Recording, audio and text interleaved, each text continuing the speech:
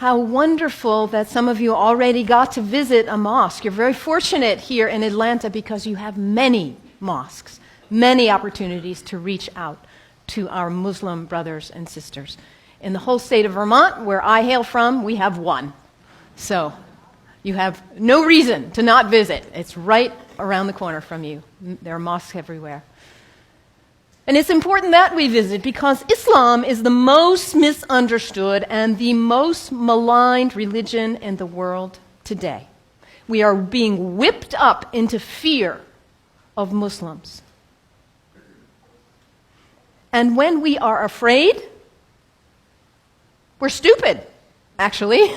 We're operating out of just that reptilian part of our brain. When we're afraid, we don't have access to our higher functionings, our whole self, the power of the knowledge in our hearts, our whole being. We're resigned to a small place of living. Ali, the son-in-law of the Prophet, says, people are afraid of what they don't understand. So my hope today is to share with you a little bit about what I love about Islam in order to invite you to a place of more understanding and less fear. Islam is very practical. If you are looking for insights about how to live a good life, how to be a good person, Islam has wonderful gems to offer to you. One of the things I love most about Islam is that it invites us to be concerned about what is the most important thing in life. To get our priorities straight. What is it for you?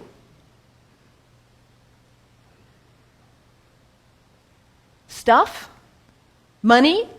Power, prestige, family, kindness, service, love, art, compassion. What is it for you?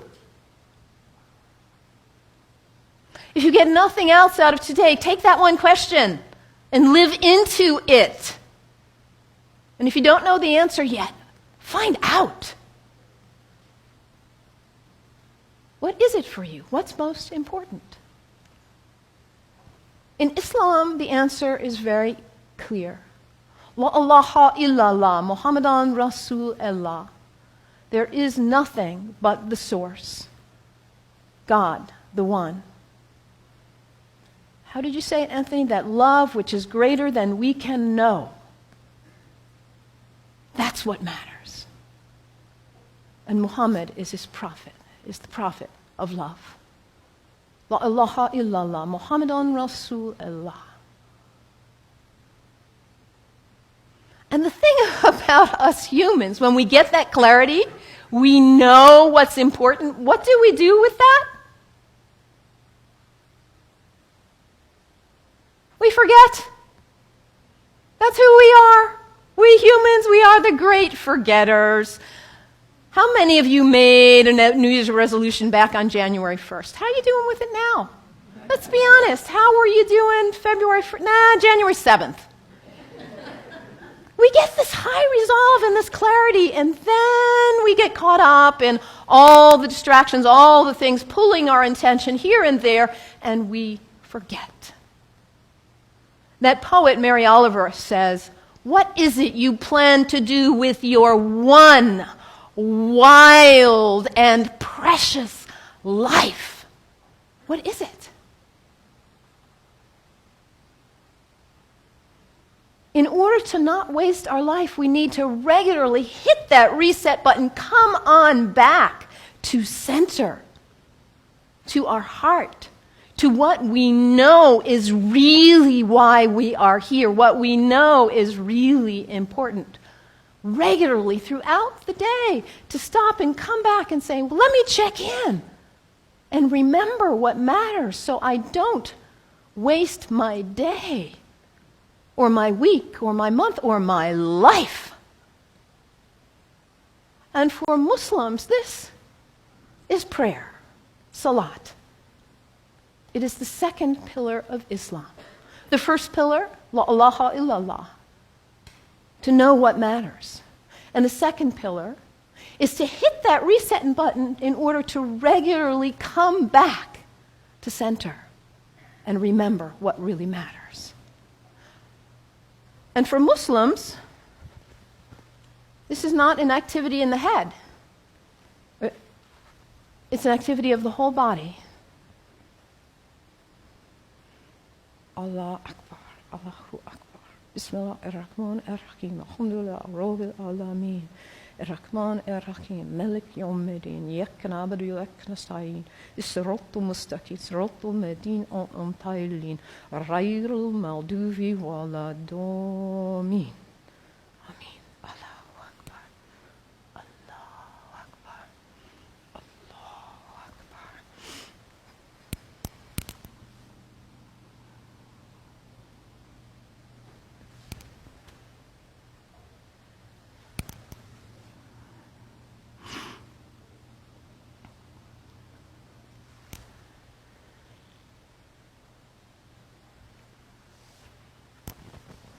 Can you imagine how limber you'd be if you did that 17 times a day? And it's done in the direction of Mecca, northeast, more or less. To hit that reset button in order to come back, to hear that voice still and small, like we just sang about, to come back to what matters. So practical. I love that. The second pillar of Islam. Islam also reminds us to always be concerned about those who are less well off than ourselves. Over and over in the Quran it says, be concerned about the widows and orphans. Be generous. I brought some soup as a symbol of generosity, giving, donating to food banks, giving to people who need food. I think about Muhammad almost like a social genius. He himself was an orphan. By the time he was 6 years old, he had already lost both his parents. He knew marginality.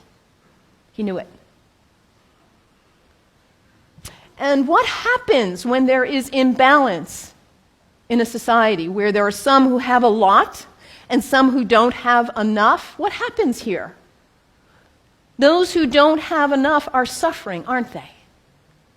Out of their lack of nutrition, food, healthcare, hygiene, educational opportunities, they suffer. And in their suffering, they may experience illness.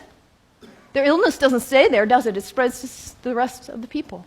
And in their need, they may choose to engage in criminal activity just to try to put food on the table. And that destabilizes the whole society when you have some without and some with too much. And what about the people with too much? Greed is spiritual bankruptcy.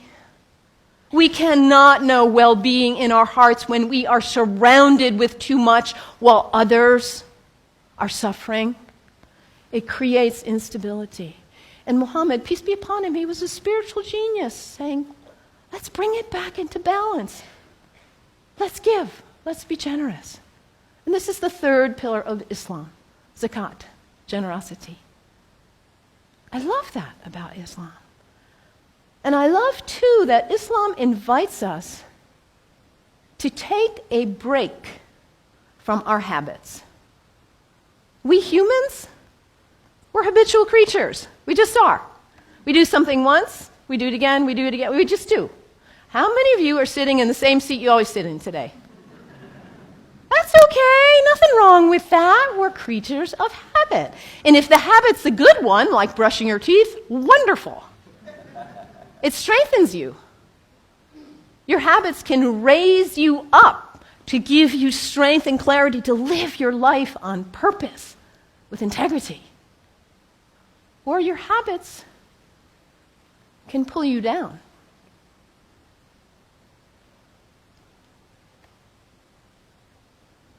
To take a break from your habits, because what happens when you try to take a break from your habit, when you try to stop reaching for whatever it is and you cannot? What is it for you? Coffee? Sugar? Alcohol? Drugs? Sex? Shopping? Your cell phone? Your tablet? Gossip? What is it for you, this behavior that you're caught in? You know it's not worthy of your best self, and yet there you are. It's addiction, isn't it? When we can't stop reaching for it, we can't stop doing it. And yet your life is so valuable, you matter. And to live your life on purpose and to cultivate the habits that raise you and strengthen you so you can be your most beautiful, best, loving, caring, giving self.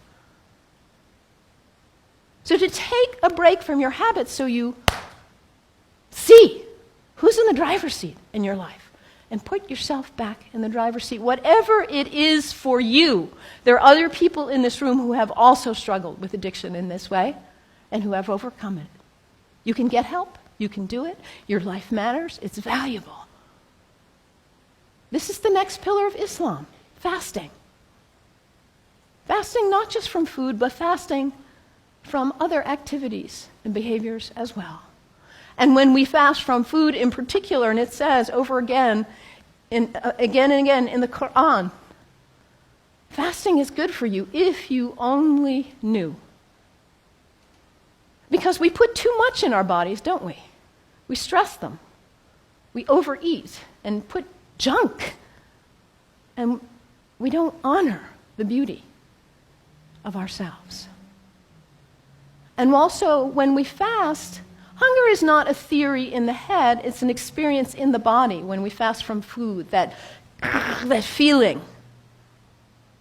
And then when you see somebody else on the street who is begging, it's not a theory.